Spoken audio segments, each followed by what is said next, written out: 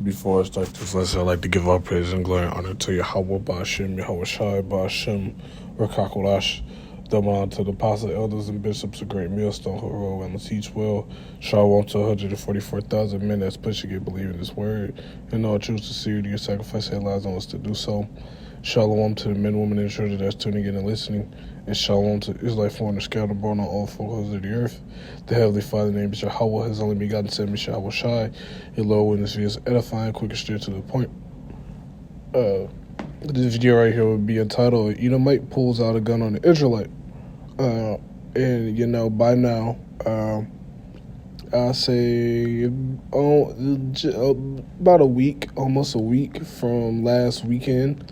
It was an Israelite camp, teacher or whatnot. I think he was based out of Canada. But long story short, if you haven't seen by now, there's been a video that's went out showing that Esau Edom like the same old tactics.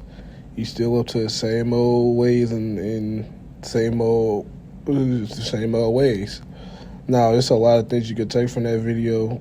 The wisdom that you have to use, the Lord dealing with you or not dealing with you. Esau Edom being a madman as he is. Obviously the gun that he pulled out comes to find out as a BB gun, but nonetheless, us being spiritually minded, we knowing that this is just one of the very many things that, we're going to deal with in this time of persecution. So, ultimately, now we all know as Israelites that, well, not all know, let me not say that. We here at GMS know that,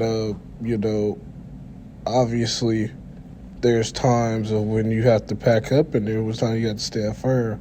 Now, if it, coming from Apostle Har and on down, if the individual has a gun, you do not need to be,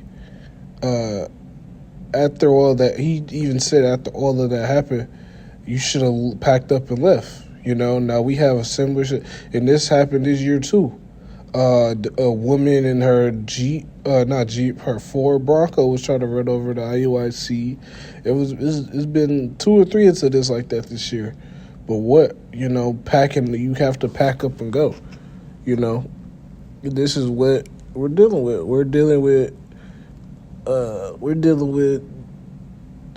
these Edomites that obviously want to seek our life. Now, flee unto the next city, some of that measure, I'm butchering it. But ultimately what? We are supposed to use the wisdom that was given from on high. But on the other hand, now granted, we are defenseless. We are ultimately, I'll get that 2 Corinthians actually. Strongholds.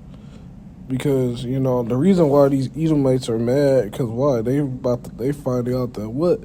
They're going to slavery, and they don't like that. So they're going to try anything to make you pay for it. Not make you pay for it, but, make you pay for it. They're bitter. They don't like defeat. Who does? But at the end of the day, this is what has been sanctioned by the Heavenly Father from the beginning of days. So this is 2 Corinthians chapter 10 and verse 4. For the weapons of our warfare are not carnal, but mighty through Yahweh to the pulling down of strongholds. Yeah, that's exactly what's going on. We're witnessing the destruction and the pulling down of Esau Edom's lies, debauchery, and his overall system. We're seeing that now. And these Edomites are mad about it. So now, granted, he said, if you are Edomite, you are going into slavery. He obviously didn't like that. Now, obviously, you're not supposed to let nobody get in your face. Obviously. Me speaking as a man, I learned that, I learned that growing up real young. You're not supposed to let somebody get in your face like that. But for him to keep teaching and not pack up and leave, you had to use wisdom in that situation. He didn't use wisdom after all that was said and done. Now, you didn't think after all that said and done something wasn't going to happen, but it going to come back now. He clearly was. And you seen the rest of the video that he kept walking down He was a bitter man. That show you saw he was a bitter fucking loser. He came down and knocked the camera out his head. It's funny as hell, man. It's funny, but on a much serious note. You know, this is the times we're coming into. We're coming into hostile times. So how much we have to use wisdom a lot more now. So, you know, let me see. I'm gonna grab this Ephesians real quick. This ain't gonna be long either. This is oh shit. Click on Colossians. This is Ephesians chapter 5, and I start at verse 15.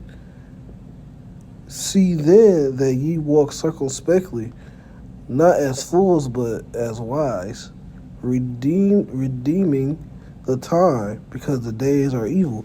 And yeah, this is what we're dealing with. We're noticing that these times are getting more increasingly evil, so we have to walk more circumspectly and more what's the word I want to use? You have to be more in tune with the spirit. You have to be able to foresee things before it happens. And that's what a prophet does. Foresee things before it happens. Tell things before it happens. You know, avoid conflict. We're not here to be mighty men in these days. Now, obviously, the Lord the Lord helped the brother win that situation. But at the same time, Jake might think, oh, well, we could come up against the devil. Okay, you think that if you won't. But at the end of the day, what? He don't bear that sword in vain. He uses that sword. At the end of the day, so what? We knowing these scriptures have to use the scriptures to comfort us and to protect us. That's exactly why we was left this. But that's neither here nor there. That's a whole nother topic. I'm going to grab this Isaiah chapter 41 real quick because, now, granted, these heathens know that, well, we're defenseless without the Heavenly Father. So, of course, they're going to strike. Of course, they're going to want to, they're vulnerable. And that's in Judith, you know. But, and it's not just in Judith, but all throughout history. They know when we are not with the power, with Yahweh Bashim Yoshai, we're a victim, we're prey. Even a better chance of prey. You know, we're target practice on these heathen, you know. But what? The Lord is about to protect his, beginning with the men, he's about to protect his men, the 144,000, and not all Israel. So this is Isaiah chapter 41 and start at verse 13. For I, the Lord Yahweh, thy power will hold thy right hand, say unto thee, fear not, I will help thee. Hey, you notice? Well, actually, I read the next one. Fear not, thou worm Jacob, ye men of Israel, I will help thee, saith the Lord Yahweh, is thy Redeemer, the Holy One of Israel. So what? We're seeing that. What the Lord helped that brother that was teaching. So how much more so, you know, us of the hopeful, Lord willing, how much more so those of the elect? The Lord is going to help the elect, no matter if it's an angel, or it's going to be angels around the elect, and there's angels going to and fro throughout the earth anyway. But every brother has their assigned angel to help them or either make them fall. And then not even just that, we know that what? The Heavenly Father controls the right and the left-hand side. So it's all up to the Heavenly Father on how he want to do things. You know, we just pray that we're on the right side. We're on the heaven. We just pray that at the end of the day, the Heavenly Father have mercy on us, and that's exactly what it is. This is all about seeking the Heavenly Father mercy. So I'm gonna grab this and then I'm gonna close out. This is Sirach chapter 12 and verse 10. Never trust thy enemy, for as a lion as iron rusteth, so as his wickedness. Yeah, you can't be trusted. You think you gonna trust the Edomite after you just whipped his ass on live television and recorded and able to replay? And you heard the smacking that Jack was giving him. He said that shit was funny. He said, I'm crazy. I'm crazy. He said, mwah, mwah, mwah, mwah, you know, pieces them up on the ground. And then It's funny because I'm playing this right back in my head. The video is the exact same part. He said, "Look at your bitch ass." He said, "Oh my god, it's so funny because you be like, damn, Jake put the beats on the Edomite," but he basically said, "Oh, you basically you got the." Okay, I'm laughing, but seriously though, the Lord had favor in that situation. But we ultimately have to know through the scriptures, through the Maccabees, through every single captivity, us trusting our enemies have led us to what? Problems. You got to think, our enemies hindered us from building the temple. Because they know what? When we built the temple, that's their ass. They're losing power that way. But even then, we know that what? The Lord controls the right and the left hand. So, actually, was that it on that? Oh, yeah, no. Let me see. I'm gonna jump down a few verses. Yeah, this is I'm tripping. This is Ecclesiastes, other than Sirach chapter 12 and verse 16. An enemy speaketh swiftly. Oh, Salakia. An enemy speaketh sweetly with his lips, but in his heart he imagineth how to throw thee into a pit. He will weep with his eyes, but if he find opportunity, he will not be satisfied with blood. And who's this talking about? You can apply this to Esau today. Even